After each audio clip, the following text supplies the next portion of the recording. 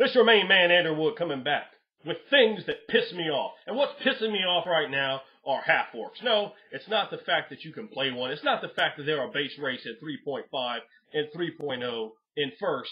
The fact is that they jack you on the half-orc. They're a half-orc, not a jack-orc, and that is completely ridiculous the way that they are portrayed. There are alleged to have two special abilities.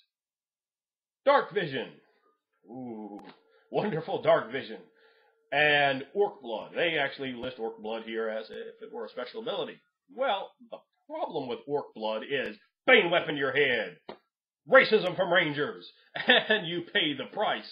You know, maybe you once in a million years get that special orc magic weapon. Yeah, because there's all kinds of those running around with a -2 to intelligence and charisma that orcs have, making them incredibly horrible spellcasters. Although, of course, I play orc sorcerers and wizards and clerics because I love that. I think that's quite awesome. The first character I made in 3.0 was an orc cleric. I said, hell yeah, we're going to go with that. And so what we really have here is one special ability. It's dark vision. They don't even give them a bonus racially to intimidate. They're like 6.5 foot to 7 foot tall walls of muscle. It's not really that scary. They have a chip on their shoulder. They've been dealing with the racism of both orcs and humans and elves and any other pieces of trash that come against them their entire lives.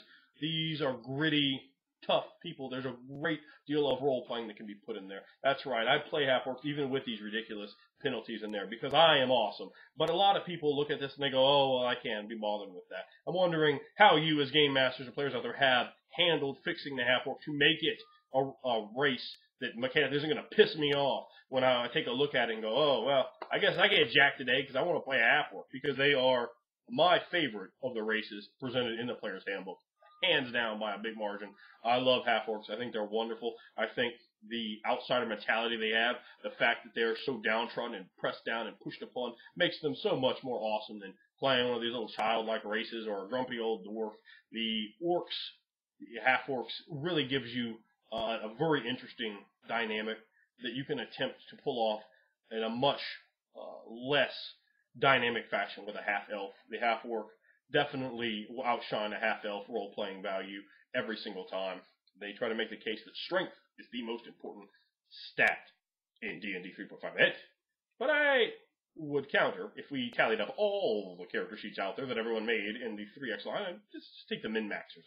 Let's take the real power gamers, the straight core power gamers, the ones that know what they're doing in power gaming, the real pieces of trash out there. And let's take all their soulless characters and put them together, and let's look at what the numbers reveal to us. And I would guarantee you right now that the stat we would see high end is going to be dexterity, not strength. There are numbers of builds, yeah, there's that dirty word, that do not utilize strength at all, called casters, and often even rogues. You don't need strength. You can take that penalty to strength. You can use dexterity to hit people with your weapons.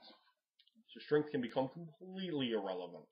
Now, that being the case, essentially every single build, outside of some really almost esoteric ideas that you can bring together, or you're going to look for at least a +1 overall bonus. Again, we're talking straight by the numbers min-maxers here, to that dexterity. So you're going to want that 12 dexterity, even if you're running that heavy armor. So that being the case, you're really going to be looking at being put in a bad position for taking this half-orc. A -2 to intelligence, -2 to charisma. That makes a huge handicap if you weren't planning to play the half-orc as a barbarian. If you, like me, like to play them as casters, because, well, people don't really do that. That's fine. Take that penalty. Don't mind suffering that. But what about giving me some even stats across the board? You see, that gives you a giant penalty. If you want to play a wizard, a bard, if you want to play a sorcerer, if you want to play one of these, you're going to be penalized. Even playing a paladin as a half-orc it's rough, because you miss out on so much having that charisma hit. And all that is absolutely fine.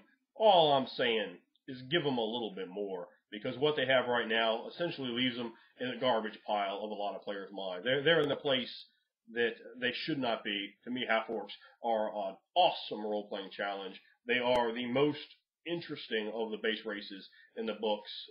Maybe you could put elves against them in that discussion, but there's so much pathos in a half-orc. There's so many dimensions and aspects you can bring to a gaming table that don't have to do with me stupid barbarian, me smell bad. You know, there's so much you can do with them that I really see them highly underestimated at times. Remember, if you like to play half-orcs, you are awesome.